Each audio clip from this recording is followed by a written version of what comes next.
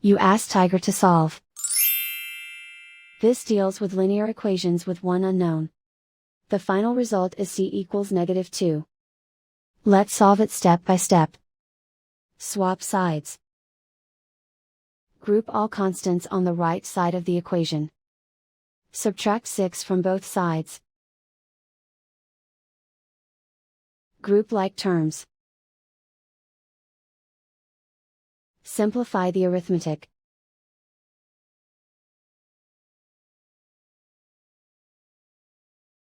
Isolate the c. Divide both sides by -3. Cancel out the negatives. Simplify the fraction. Move the negative sign from the denominator to the numerator. Find the greatest common factor of the numerator and denominator. Factor out and cancel the greatest common factor.